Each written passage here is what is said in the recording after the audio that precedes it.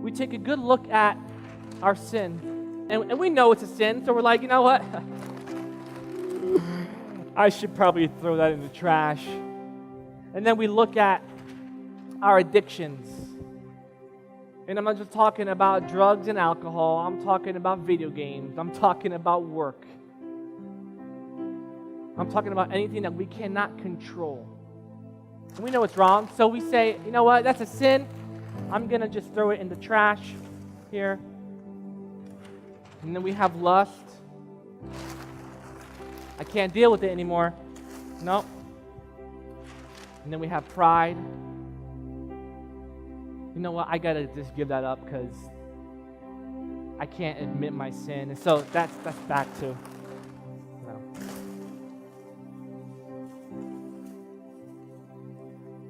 And so in our relationship, what we end up doing is we put it in the trash. We know it's wrong. But then this is what we do. We just leave it there. It's in there. It's kind of, I can open it again if I want to, but it's just there. I know it's wrong.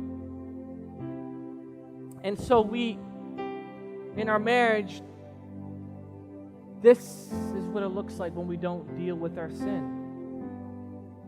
There was this one time when we took the garbage out and we're like, we'll put it outside later. Let's just leave it in the house. And Melinda and I started smelling like dirty socks, like it was really bad. We're like, what is going on? We realized the trash was stinking up the whole apartment. Relationships, you need to take the trash out or else it's going to stink up your marriage. But here's what we do. We don't do that, right? We try to put some air freshener on it, right? Shh, whew, it smells. And we put some air freshener on it so that we can kind of disguise the smell and mask it, but it's going to come back. It's going to happen. And then we're like, that's not going to work, so I'm just going to hide it, so no one sees it. And so we just kind of,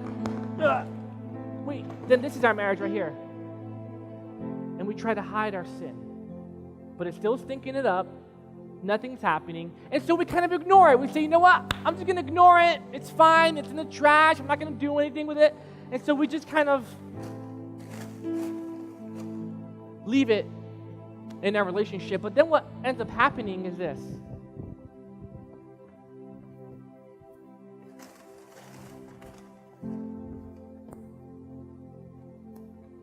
Things begin to accumulate. Oh, but there's more.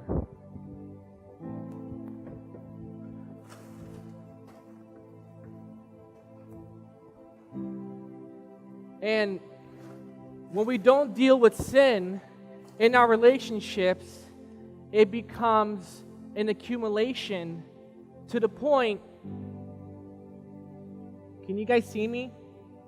Not really. Maybe a little bit. You know what sin does in your relationship? It not only separates you from God, it separates you from your spouse. It separates you from your children, your friends, your church. Sin can kill if we don't deal with it. So we need to kill sin before sin kills us. So what are we supposed to do? We get this sin. And let me tell you, it's hard work doing what I'm about to do right now. Because it's going to take you to confess your sin to your spouse. And you're going to say, I'm tired of this sin. I'm so tired of my addiction and need to go. And so you take it out. And it's gonna take so much time, and it's gonna take so much effort, and there's gonna be a lot of tears.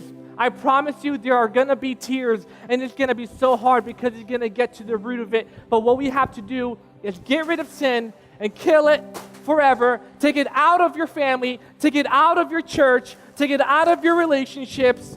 Guys, we have to kill sin before it kills us.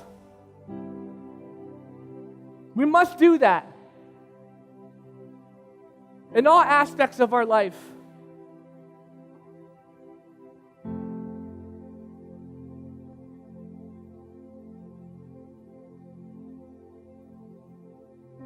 It breaks my heart to know some families where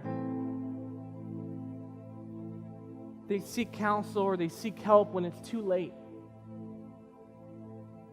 Most people that seek counseling, they do it when it's too late, when they're filled with trash. But the thing is, I just took the trash out, but I need to also bring God in. I need to commit to the church. I need to commit to His Word. I need to go on my knees and beg God to help me get rid of this sin so that it doesn't kill me.